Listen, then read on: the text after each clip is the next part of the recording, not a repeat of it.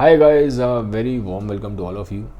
आज की वीडियो में मैं एक नई सीरीज़ स्टार्ट कर रहा हूँ जहाँ पे फियोडोर डॉस्टोयेव्स्की की किताब द इडियट को मैं कवर करूँगा। और ये एक सीरीज़ है, मतलब एक के बाद एक काफ़ी सारे वीडियोस आएंगे। तो पहले भी मैंने स्टार्ट किया था लेकिन मैं उसको पूरा नहीं कर पाया। तो काफ़ी लोगों ने बोला था कि इसको आप कंप्लीट करिए नॉवल को। तो रिक्वेस्ट काफ़ी लंबे टाइम से आ रही थी, तो मैंने कहा ठीक है, मैं इसको कवर करता हूँ, कंप्लीट करता हूँ। तो ये एक सीरीज़ के फॉर्म में आएगा। ये आज का पहला वीडियो है। तो आगे बढ़ने से पहले मैं ये बता देता हूँ कि मैं कौन सी किताब यूज़ कर रहा हूँ और ट्रांसलेटर कौन है। क्योंकि देखिए क्या होता है कि फियोडोर डॉस्टोयेव्स्की ने जो लिखा था वो रशियन लैंग्वेज में लिखा था, तो उसको ट्रांसलेट किया गया है इंग्लिश में। तो बहुत सारे लोग फिर पूछते हैं कि आपने कौन सा ट्रांसलेटर वाला वर्ज़न पढ़ा है।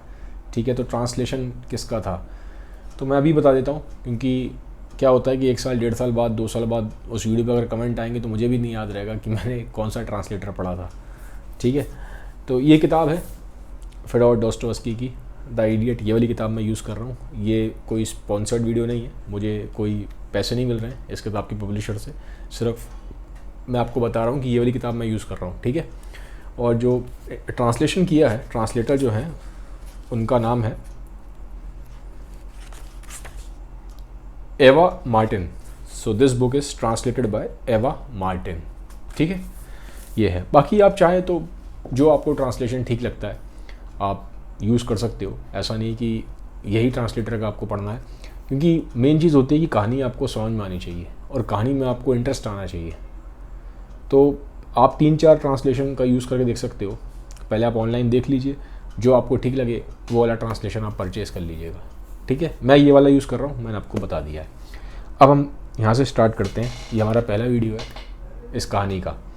तो कहानी में है क्या। कहानी का जो पहला सीन है, जो स्टार्टिंग सीन है, उसमें दिखाया गया है कि एक ट्रेन है। वो ट्रेन आ रही है वॉर्सो से पीटर्सबर्ग की तरफ। ट्रेन कहाँ से आ रही है? वॉर्सो से चल रही है पीटर्सबर्ग की तरफ। और ये जो वॉर्सो है ये पोलैंड का कैपिटल है, पीटर्सबर्ग जो है रशिया में है। सुबह 9 बजे का टाइम है सुबह 9 बजे के आसपास का।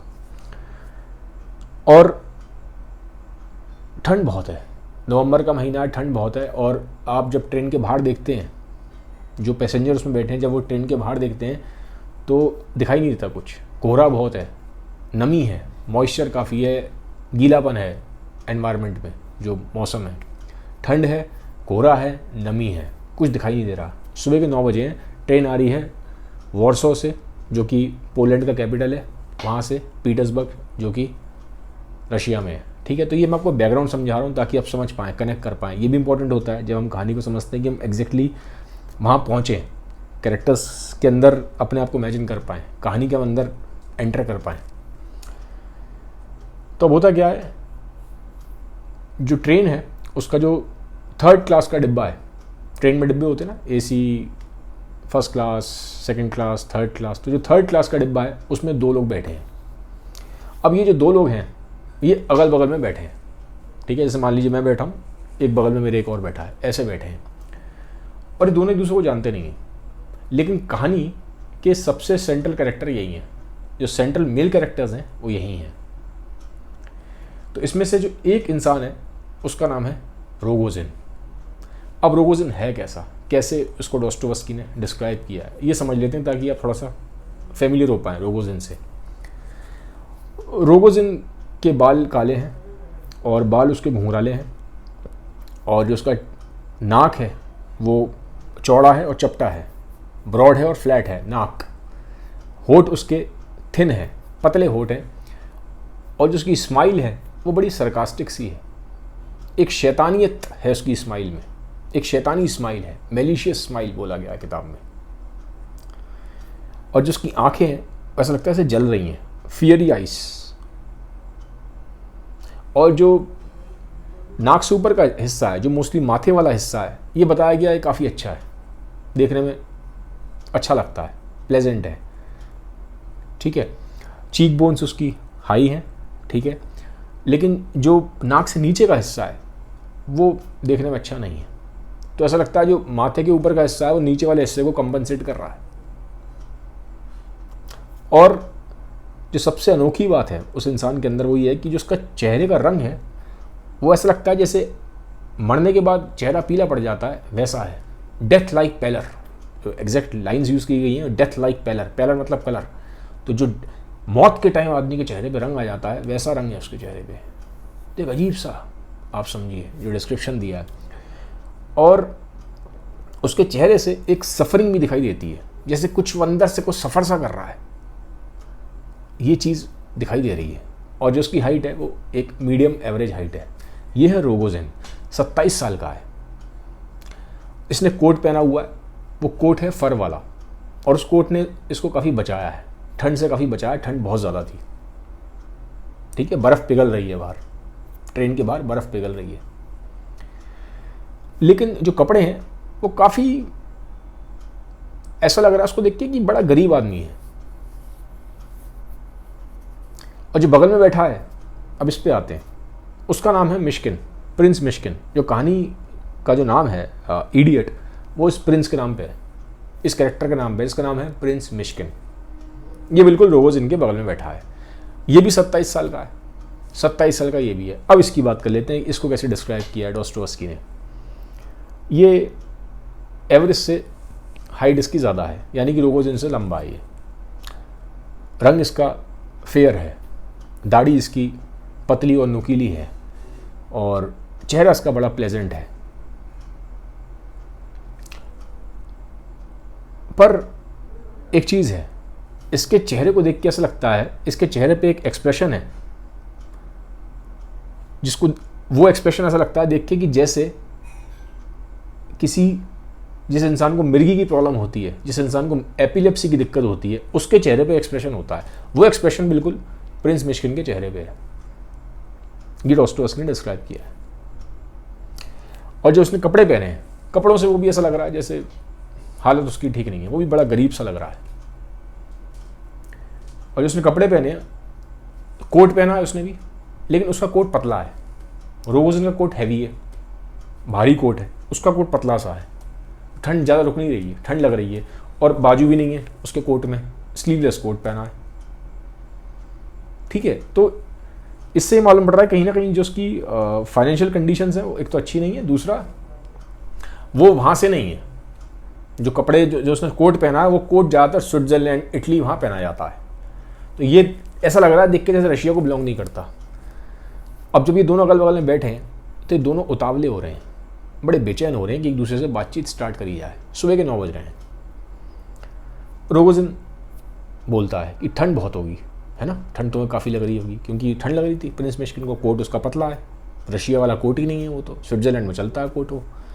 तो कहता है हाँ ठंड बहुत लग रही है। तो कहता है तुम रशिया के लग नहीं रहे हो। रोगोजिन बोलता है, वो कहता है नहीं, मैं हूँ तो रशिया का, पर मैं पिछले 4 साल से स्विट्ज़रलैंड रह रहा हूँ। रशिया का ही हूँ, पिछले 4 साल से स्विट्ज़रलैंड रह रहा हूँ, और मैं वहाँ पे अपना इलाज कराने गया था। मुझे मिर्गी की दिक्कत है, एपिलेप्सी की प्रॉब्लम है, 4 साल से मैं वहाँ अपना इलाज करा रहा था। वही बात बोलता है। तो रोगोजिन बोलता है कि ये जो वहाँ के डॉक्टर हैं, स्विट्ज़रलैंड के डॉक्टर, ये हम लोगों के पैसे को अपने जेबों में भरते रहते हैं, रशिया के पैसे को तो एक्सप्लॉइट कर रहे हैं ये। तुम 4 साल वहाँ रहे, बताओ कितना तुमसे पैसा कमा लिया होगा, कितना तुमसे पैसा बना लिया होगा उन्होंने। तो ये बात बोलता है, नहीं आपकी गलतफहमी है। प्रिंस मिश्किन बोलता है, उल्टा मेरे पास जब पैसे ख़त्म हो गए थे, क्योंकि जिन्होंने मुझे सपोर्ट किया था रशिया से, उनकी डेथ हो गई, तो मेरे पास पैसे ख़त्म हो गए थे शुरू के 1-2 साल बाद ही। तो जो डॉक्टर थे वहाँ पे, उन्होंने मुझे अपने खर्चे पे खुद रखा, वहाँ पे पूरा खर्चा उन्होंने खुद ही उठाया। तो बड़े अच्छे डॉक्टर थे, ये सोच आपकी ठीक नहीं है। और जब मैं वापस आ रहा हूँ अब पीटर्सबर्ग, तो मेरे पास पैसे नहीं है, वो टिकट भी उन्होंने मुझे करा के दिए, तो ये सोच आपकी गलत है। तो रोगोजिन को बड़ा वो लगता है, हैरानी सी होती है। अब इतने में क्या होता है कि जो बगल में एक आदमी और बैठा है, ट्रेन में तो कंपार्टमेंट है, बहुत लोग बैठे होते हैं, वो क्लर्क होता है, 40 साल का आदमी है, उसका नाम है लेबेडेफ। अब ये लेबेडेफ है, ये एक ऐसा इंसान है जो हर चीज़ की मोहल्ले की नॉलेज रखता है। मोहल्ले में सब पता है उसको कि किसका किसके साथ अफेयर चल रहा है, कौन कितने पैसे कमाता है, कौन कहाँ नौकरी करता है, कौन कैसे काम करता है। वो हर आदमी की नज़र रखता है, हर आदमी के बारे में जानता है, किसके पास कितना पैसा है, किस पे कितनी जायदाद है, सब कुछ जानता है हर एक के बारे में। सारे सीक्रेट्स ही पता है उसको पूरे मोहल्ले के। इनफैक्ट पूरे यहाँ पे ऐसा लग रहा है जैसे पूरे शहर के पता है, क्योंकि अभी हम देखेंगे जब वो बात करेगा। और ये उसका टैलेंट है, जबकि वो खुद बहुत पैसा नहीं कमाता, फाइनेंशियली काफ़ी पुअर है वो, लेकिन इन्हीं चीज़ों में सारा टाइम एनर्जी लगाता है, दूसरों के बारे में पता करने में, उसके यहाँ क्या हो रहा है, फलाने के यहाँ क्या हो रहा है, उसके यहाँ क्या हो रहा है। तो ये उसका टैलेंट है लेबेडेव का। तो लेबेडेव बोलता है, अब वो बैठा हुआ है, रोगोज़न और ये बातचीत कर रहे थे प्रिंस मिशिगन, तो बीच में टोकता है और कहता है ये यहाँ पे पोटली पड़ी है, एक बंडल सा पड़ा था, एक पोटली पड़ी है कपड़ों की, ये आपकी है क्या? प्रिंस मिशिगन से बोलता है। तो वो कहता है हाँ सर ये मेरी है।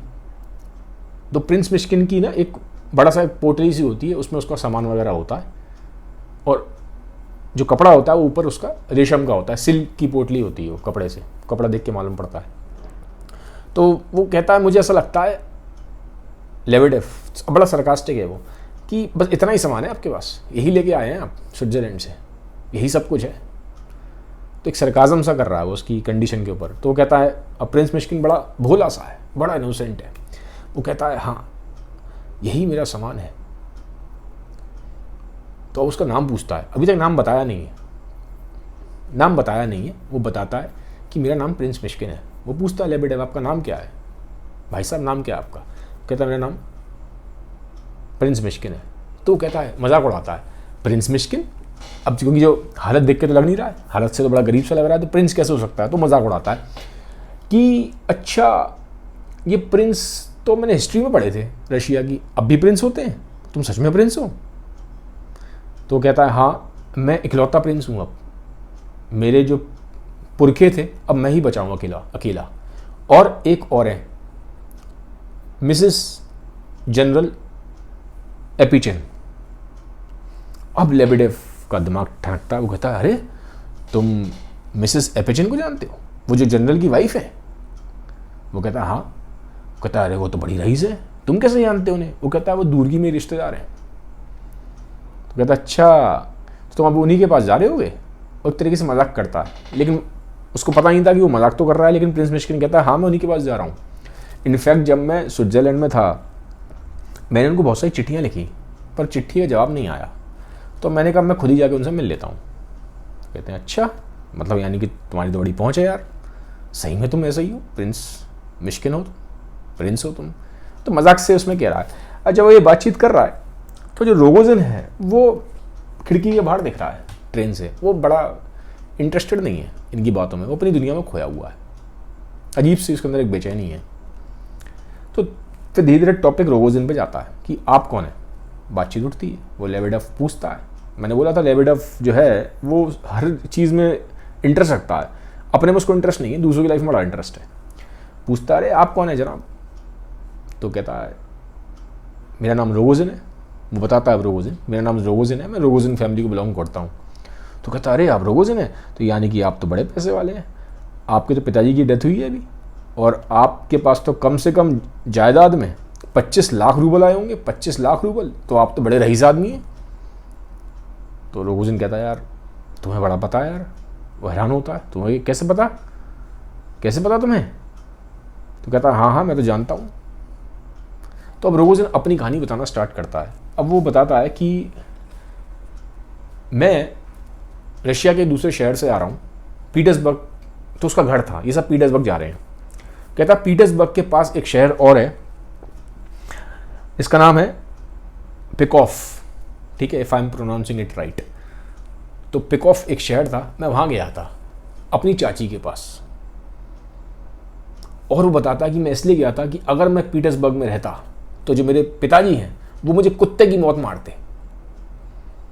अब जब ये बात सुनते हैं सब तो प्रिंस मिशिगन बोलता है ज़रूर तुमने कुछ गलत काम किया होगा, ज़रूर तुमने उन्हें गुस्सा दिलाया होगा, नहीं तो ऐसा क्यों बोलेंगे। तो कहता है हाँ बात तो तुम्हारी सही है, गुस्सा दिलाया था, बट इतना भी क्या था, मैं वहाँ गया, अपने घर से पीटर्सबर्ग से पिक ऑफ गया, वहाँ मेरी हालत इतनी ख़राब थी, मैं सड़क पे पड़ा रहा, मैं बीमार हो गया, मैं मर जाता, किसी ने मुझे पूछा नहीं, एक बार नहीं पूछा कि मैं कैसा हूँ, एक बार नहीं पूछा। तब इंटरेस्ट आता है लोगों को जो बैठे हैं बगल में, लेबेडॉफ को खासतौर पे, क्या हुआ, ऐसा क्या हुआ कि तुम्हें पीटर्सबर्ग छोड़ के दूसरे शहर में जाना पड़ा, अपनी चाची के पास जाना पड़ा। अब वो कहानी बताता है, वो कहता है देखो यार बात ये है कि उसके जो पिताजी थे रोगोजिन के, वो सच में बहुत रईस थे, बहुत पैसे वाले थे। तो एक दिन ना वो रोगोजिन को बोलते हैं कि तुम ये 10,000 रूबल है, ले जाके बैंक में जमा कर दो। रोगोजिन क्या करता है, वो 10,000 रूबल लेता है, 10,000 रूबल लेता है, 400 रुपये उधार लेता है एक्स्ट्रा एक दोस्त से, 10,400 हो जाते हैं। उससे एक कान की जो बाली होती है, डायमंड वाली, एकदम हीरे वाली, वो खरीद लेता है, बड़ी महंगी। और वो जो कान की बाली है हीरे वाली, वो जाके गिफ्ट करता है एक लड़की को जिसका नाम है नस्तस्या। इसका नाम का ध्यान रखिएगा क्योंकि ये एक बड़ा रोल प्ले करेगी। तो नस्तस्या जो है वो बहुत खूबसूरत है, ठीक है, और बड़ी अट्रैक्टिव है, चार्म बहुत है उसका।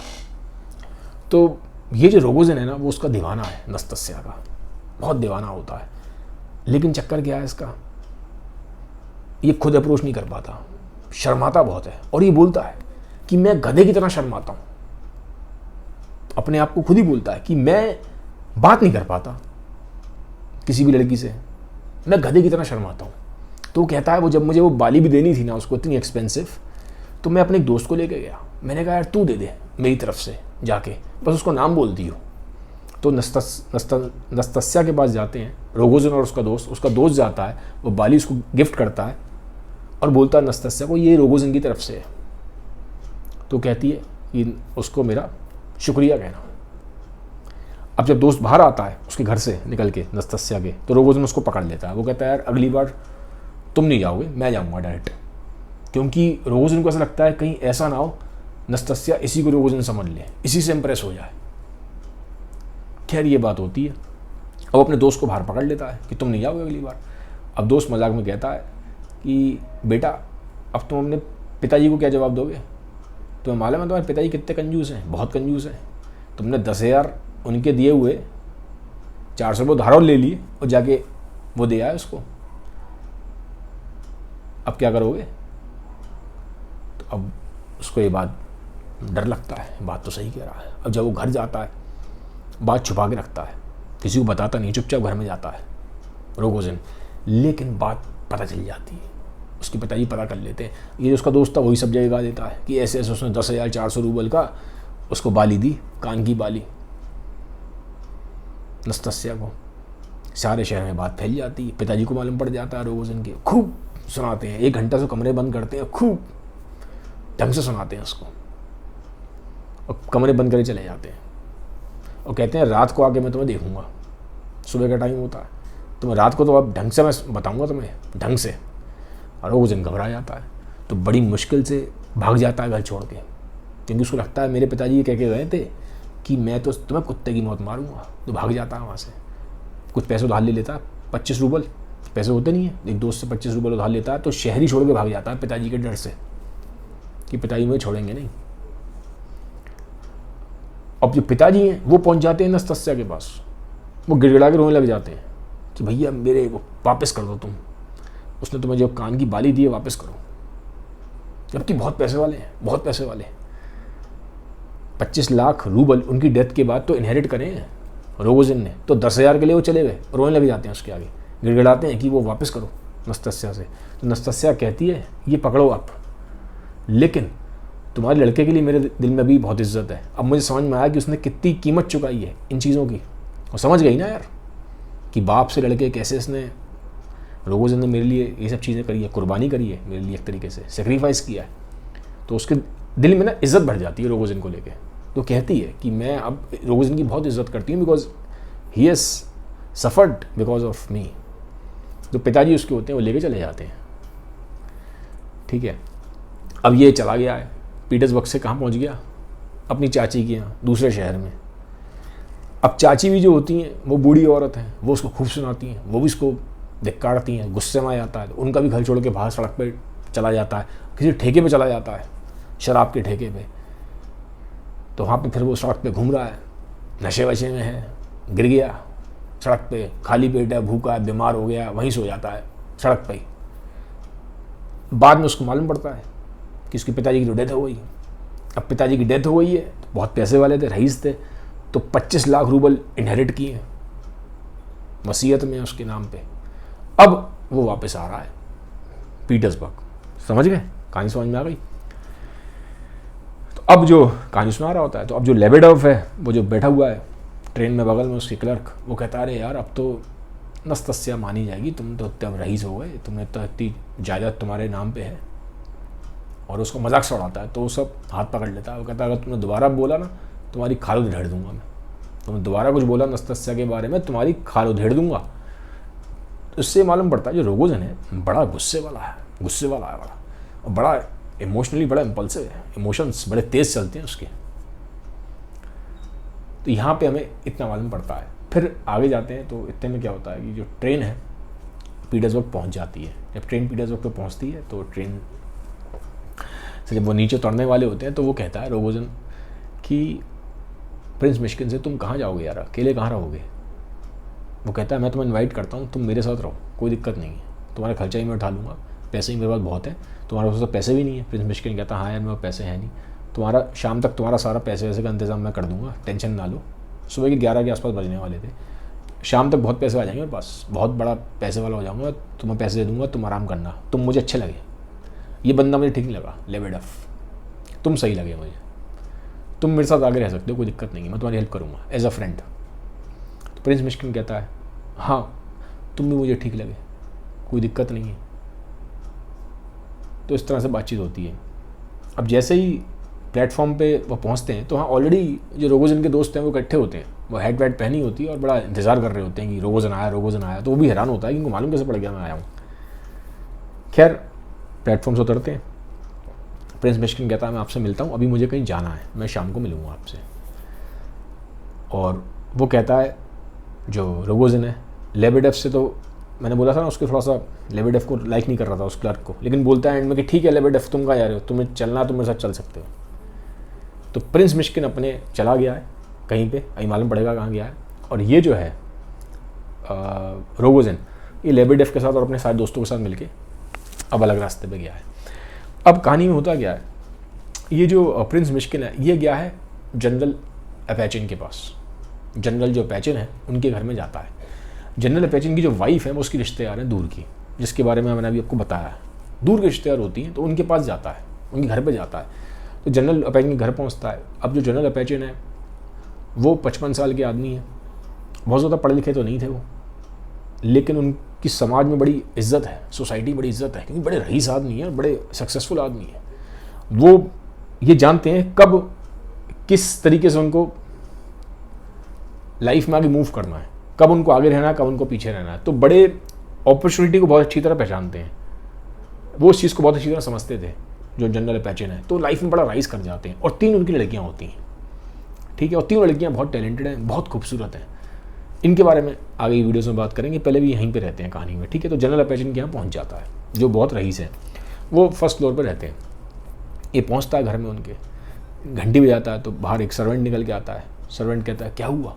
कहता है मुझे जनरल अपैचिन से मिलना है, ठीक है, थोड़ा ज़रूरी काम है, उनसे मुझे कुछ बातचीत करनी है, कुछ सलाह लेनी है, मैं उनकी मिसेस का रिश्तेदार हूँ।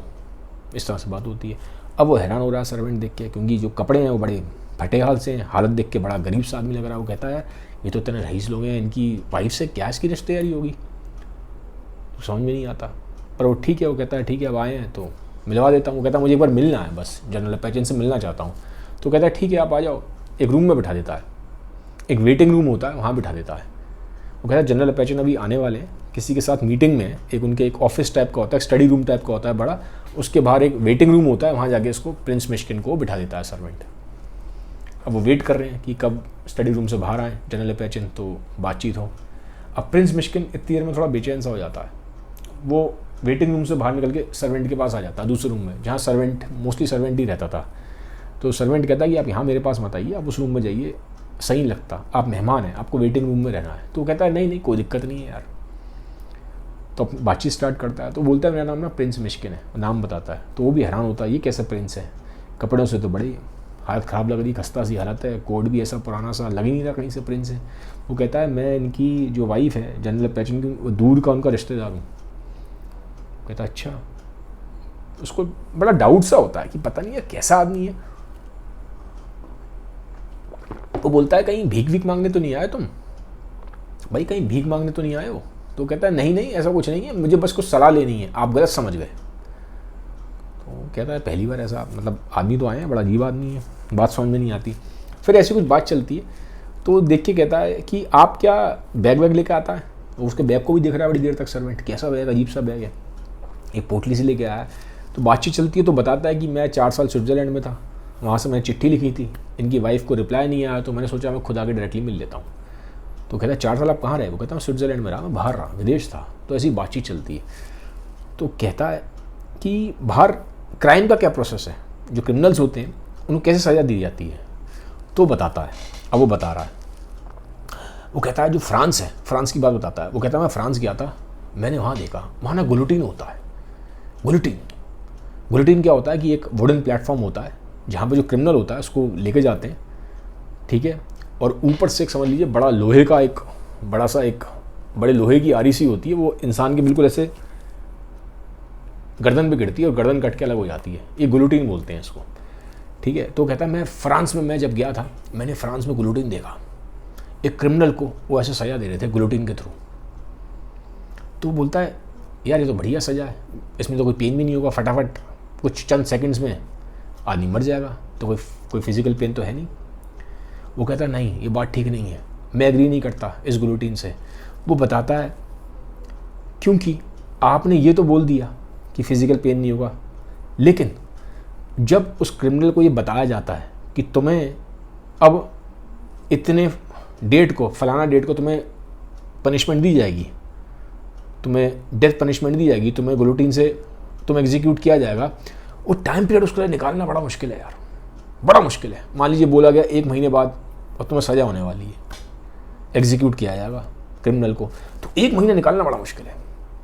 आप सोचिए, और सोचिए उसी दिन जिस दिन 1 महीना निकाल लिया, फिर जब 24 घंटे बचे हैं, फिर 2 घंटे बचे हैं, 1 घंटा बचा है, फिर 1 मिनट बचा है, फिर बिल्कुल जब उसकी गर्दन वहाँ रख दी गई है और ऊपर से ब्लेड गिरने वाला है, कुछ सेकंड्स बचे हैं। तो सोचिए क्या चल रहा होगा उसके अंदर, कितना मेंटल टॉर्चर है, कितनी बड़ी मेंटल सफरिंग है। वो कहता है ये तो सोल पे टॉर्चर है, आदमी की आत्मा पे अत्याचार है, ये बात बोलता है वो। उसको बात समझ नहीं आती सर्वेंट को, ये क्यों ऐसा बोल रहे हैं आप। तो बताता है प्रिंस मिशिगन, देखो यार, अगर आप किसी भी इंसान को तोप के आगे खड़ा कर दो, फिर भी उसके दिमाग में एक होप रहती है कि शायद मैं भाग जाऊं, शायद तोप ना चले, शायद कोई मुझे बचा ले, होप है शायद बच सकता है, ठीक है। लेकिन जब आपने किसी को ये पनिशमेंट सुना दी है कि उसको एग्जीक्यूट करना है, तो अब उसके पास होप नहीं है, बिल्कुल सर्टेन हो गया है। वो कहता है ऐसे बहुत चीज़ें होती हैं, बहुत जगह आदमी को पता होता है कि कहीं बैटल में जा रहा है, कहीं लड़ने जा रहा है, तो दिमाग में होता है कि मर सकता हूँ, बट एक होप होती है कि बच भी सकता हूँ, ठीक है।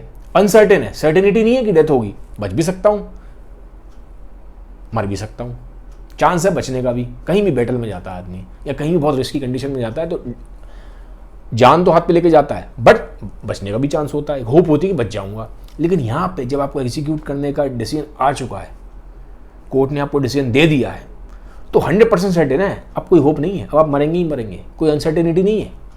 तो ये जब चीज़ बिल्कुल सर्टेन हो जाएगी, आपने मरना ही मरना है, कोई होप ही नहीं है कि आप बच पाएंगे, तो बड़ी मेंटल सफरिंग है। तो आदमी घुट घुट के इंतजार कर करके पागल हो जाता है।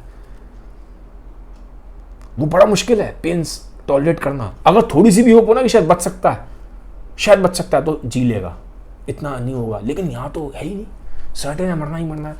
तो आप सोचिए, जब आखिरी का 1 घंटा है, आखिरी का आधा घंटा है, आखिरी के 5 मिनट है, आखिरी का 1 मिनट है, आखिरी के जब बस कुछ सेकंड से ऊपर से आ रही है, कुछ टक एकदम से कुछ सेकंड्स, बस मिली सेकंड से गिरने वाली है, तो क्या हालत होगी उसके अंदर, क्या चलता होगा, इतनी सफरिंग, पागल हो जाता वो आदमी।